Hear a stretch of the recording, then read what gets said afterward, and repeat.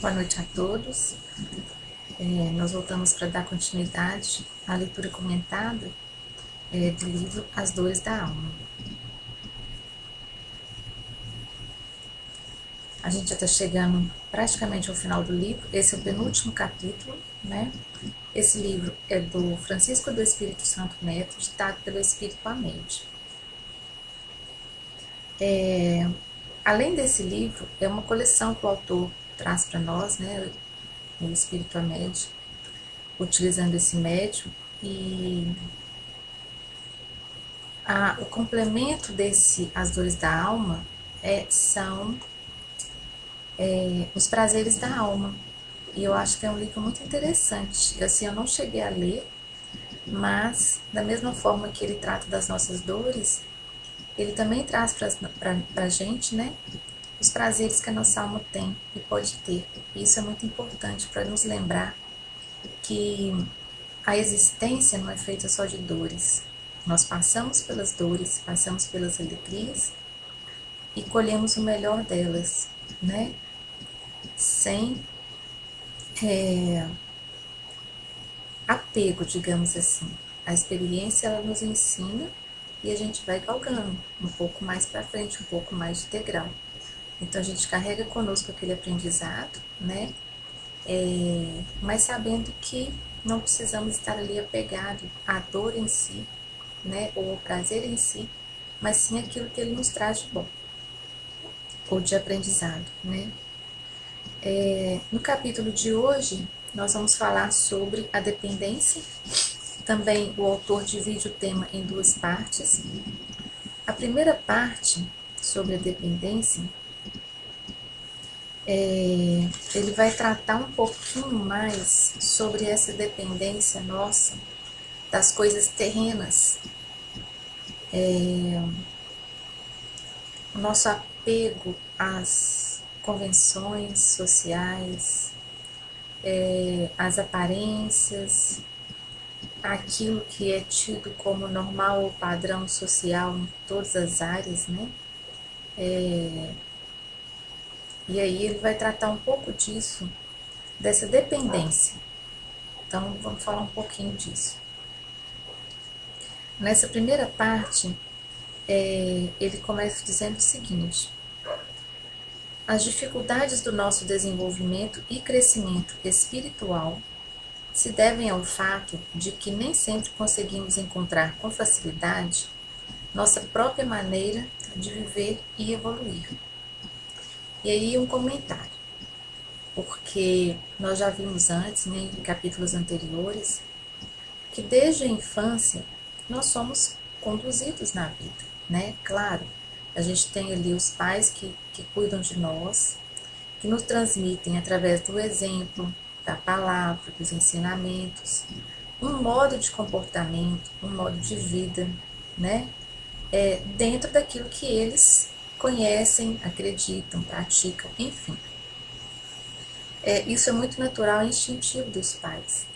Então, nós trazemos esse elemento em nós durante o nosso crescimento, porque nós tivemos esse primeiro convívio, claro, dentro da família, com exceções, né? Mas sim, dentro da família. Só que tem uma parte nossa, que é o nosso essência, né? A nossa essência, o nosso ser íntimo, que também traz bagagens de outras vivências, né? De outras existências.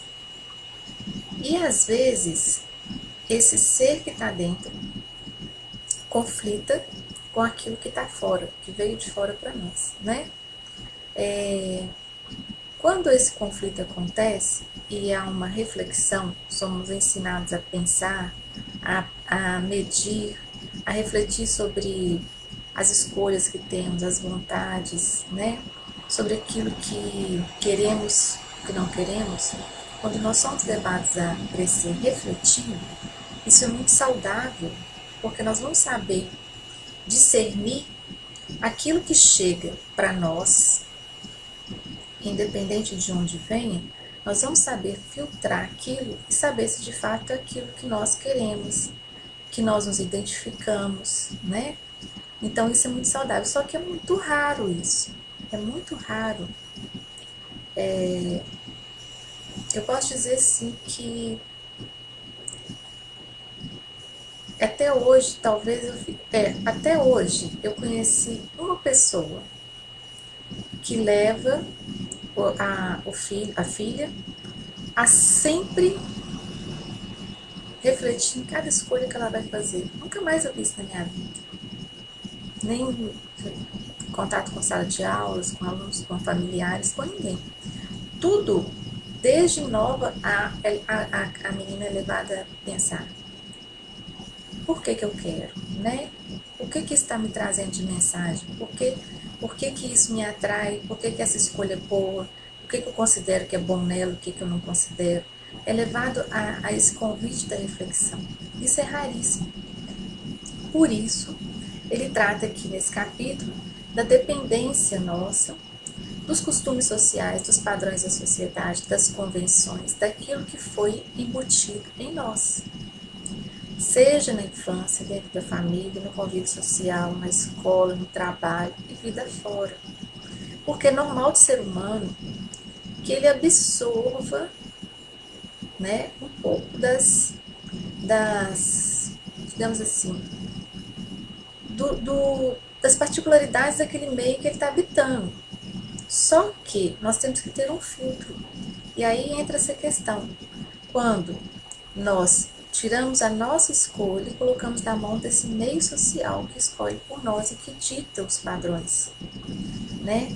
Então, o indivíduo deixa de ter a sua identidade e passa a assumir aquilo que o meio está passando para ele, né? Seja no trabalho, na sociedade, na escola, não importa. Então, é essa dependência que ele está tratando nesse capítulo. E aí ele continua dizendo: cada um de nós está destinado a participar de uma maneira específica e peculiar na obra da criação. Porque sim, cada um de nós, antes de reencarnar, assumiu uma missão, que é o próprio progresso moral e espiritual. E traçamos um caminho para essa existência. Em todas elas é assim. Mas nós não temos consciência, né, desse caminho. Porém, nós temos um modelo que foi deixado para nós, as gerações e gerações, né? E esse modelo que é Jesus deixou para nós códigos de conduta, né, de comportamento, que vai levando a humanidade através dos tempos a ir se melhorando. Por coincidência, hoje no Evangelho, saiu um trecho dizendo do título: muitos são chamados e poucos os escolhidos, né? E falando citando a parábola das bodas, né? Que o rei deu para o casamento do filho, e tantos que ele chamou, e os primeiros não quiseram participar. Os segundos mataram os seus servos que foram convidados, e aí ele vai fazendo essa correlação, que são os primeiros povos monoteístas que foram convidados a juntar-se a Jesus, né? E não aderiram, né? Os hebreus, e aí depois ele fala dos saduceus e dos fariseus, ou seja, muitos foram chamados e poucos os escolhidos, porque poucos entenderam esse convite, essa mensagem. E aí eu refletindo que 2000 anos depois, e um pouco mais, a humanidade ainda não entendeu que esse convite era mais do que o caminho, né? Era ali a receita prontinha para a gente seguir. E 2000 anos depois a gente ainda tem assim, barbáries tremendas acontecendo na humanidade. Então, muito pouco que a gente pode dizer que a gente evoluiu. Pouquíssimo, pouquíssimo, pouquíssimo. E muitas vezes a gente pode afirmar que nós regredimos como seres humanos, né? Infelizmente. Então ele continua dizendo o seguinte: é imprescindível compreendermos o nosso valor pessoal como seres originais, ou seja, criados por Deus sob medida, percorrendo particularmente o nosso caminho e assumindo por completo a responsabilidade pelo nosso próprio crescimento espiritual. Sim, né? Porque a gente reencarna para nos melhorarmos como pessoa, né? E melhorando como pessoa, moral e espiritualmente, nós temos condição também e esse é um processo contínuo, ininterrupto e paralelo, nós vamos melhorando como pessoas, vamos compreendendo o próximo, vamos ajudando o próximo, e é assim que se dá a evolução nossa. Aí ele continua, ser nós mesmos é eliminar os traços de dependência que nos atam às pessoas. Aí entram, né, as convenções sociais, as regras que foram colocadas para nós, que não são regras que nós aderimos porque nos identificamos com elas, né? São coisas que vão caindo por terra quando nós começamos a refletir de fato se aquilo nos convém, se aquilo nos agrada, se nós nos identificamos com essas escolhas que a sociedade nos coloca o tempo todo, né?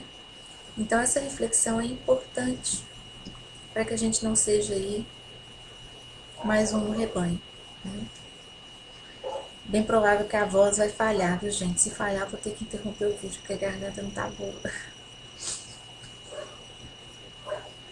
Aí ele continua, ele traz o seguinte: ser nós mesmos é acreditar em nosso poder pessoal.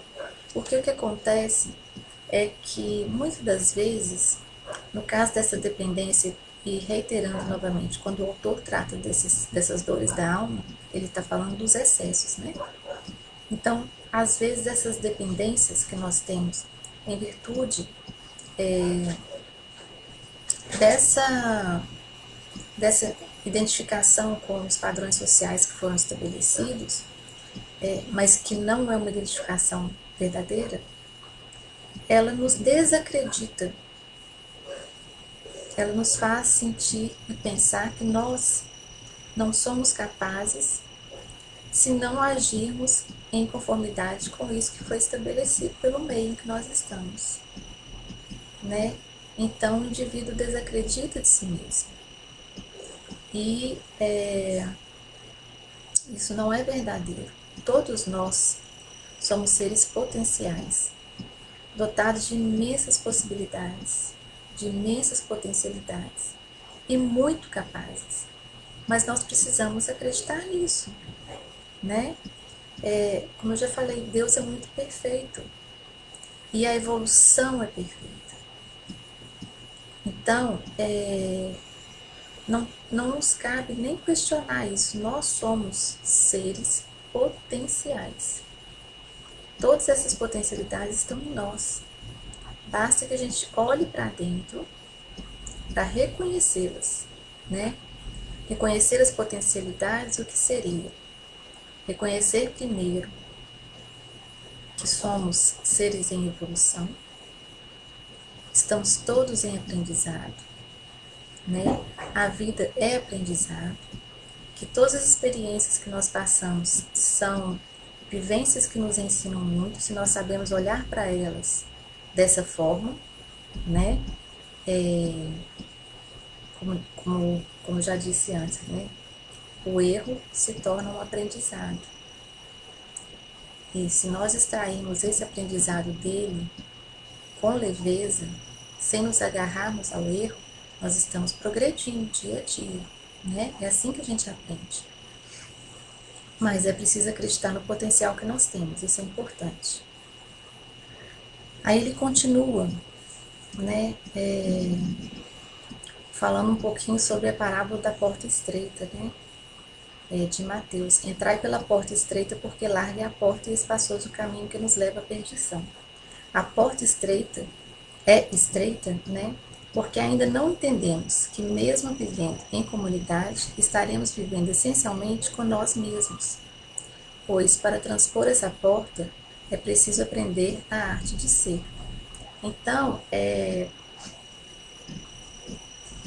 eu não me lembro bem se era minha avó que falava isso, mas ela falava assim: a gente nasce sozinho, a gente morre sozinho.